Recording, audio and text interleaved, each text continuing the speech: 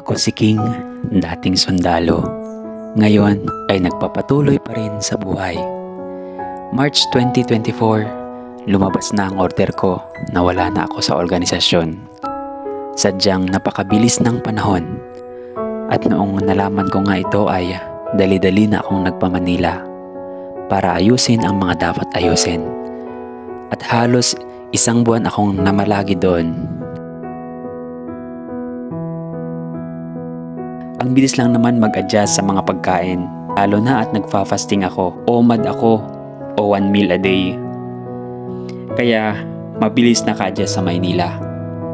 Pero mga pagkain na kinakain ko ay puro reheat kasi nanggaling ito sa convenience store, ready to eat.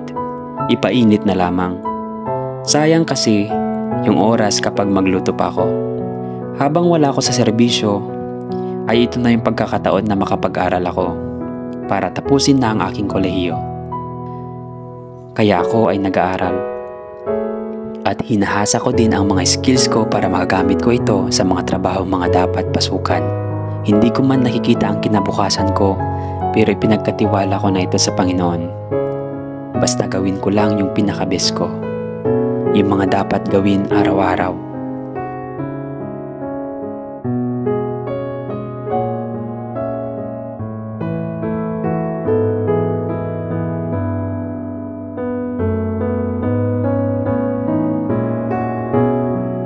Pagkatapos ngang ayusin ang mga dapat kong gawin sa Maynila, ay naisipan kong bumalik muna sa bahay. Sa probinsya, sa Kalinga, bago na naman ako mamasukan sa trabaho, namimiss ko na din kasi ang mga magulang ko. Habang nasa bus nga ako ay namangha ako sa ganda ng napili kong bus. First class ata ito, double-decker na bus ng Victory Liner. Meron sa taas at meron din sa baba. Talagang nakahiga ang posisyon mo. Napaka-komportableng sakyan. Minsan kasi sa mga ibang bus nakaka-stress yung mga pampasahero. Bukod sa siksikan ay di ka pa komportable. Ngunit ibahin nyo ang bus na to. May libreng paggamit ng kumot, pero bawal itong iuwi ha. Libreng bottled water and 1 cookie. Napaka-sulit na biyahe to. From Manila to Kalinga ay halos 10 hours ang biyahe namin dito dahil hindi traffic. Pero habang nasa bus ako ay di ko maiwasang mapaluha. Panibagong hamon na naman kasi ng buhay ko, pero sabi ko sa sarili ko, iiyak mo na ngayon yan. Pagkatapos nyan, magpakatatag ka na.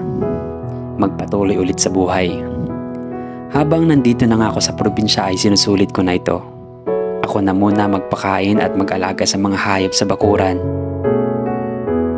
Meron kaming mga native na baboy, mga pato at mga 45 days na manok, at kailangan din linisin ang kapaligiran. Kailangan kong libangin ang aking sarili. Yung mga maliit na trabaho na kaya na mga gawin ay ginagawa ko na. Isang paraan lamang ito upang matulungan ang aking magulang. Ito pala ang aking nanay. Mababaw lang ang luha, laging umiyak. Lagi niya akong iniyakan, pero mapagmahal yan. Lahat ng apo niya ay siya ay tumulong sa pagpapalaki. Mula sa mga anak ng ate ko at sa bunso namin. Sila may mga anak na. Ako, kailan kaya?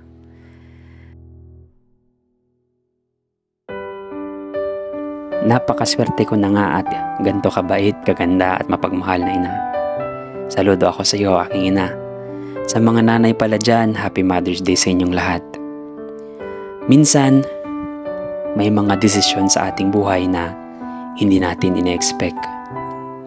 Minsan, ikakasaya at minsan din ay ikakalungkot natin. Pero sa mga hindi nating akalaing mangyayari sa ating buhay na hindi maganda ay lagi natin tignan ang magandang naidudulot nito sa atin. Kaya pa tayo buhay sa mundong ibabaw dahil may mga hindi pa tayo natatapos gawin.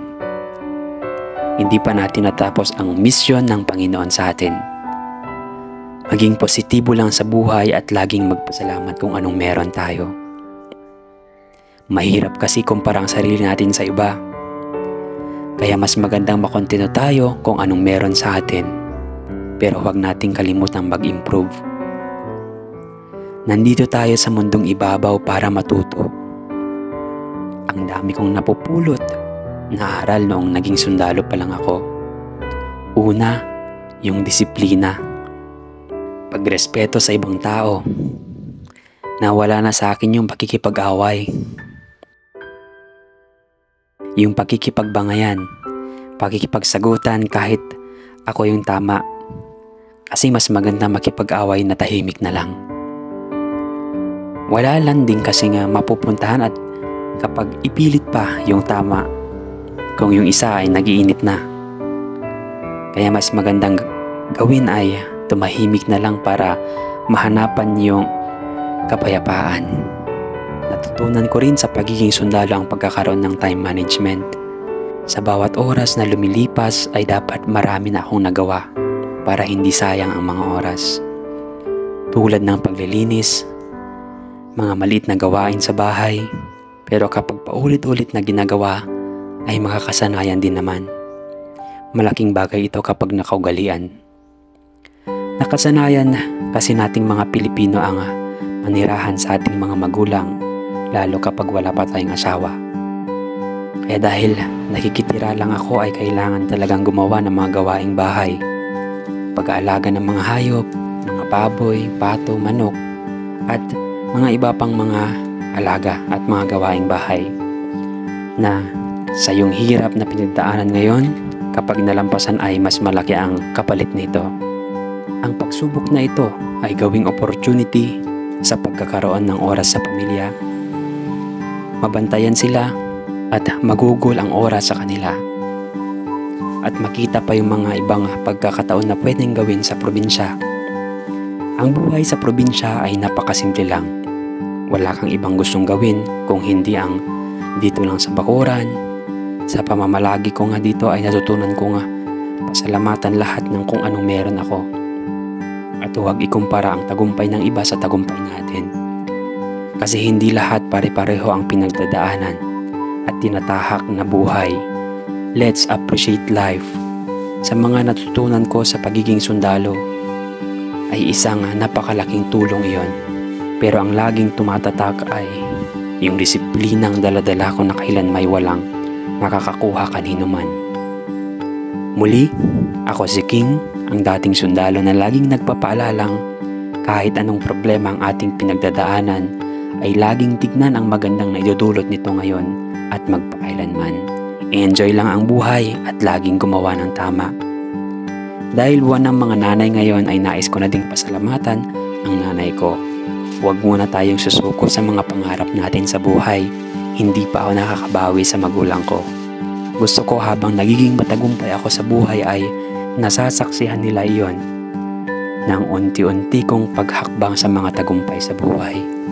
Sa lahat ng nanay, Happy Mother's Day po sa inyong lahat.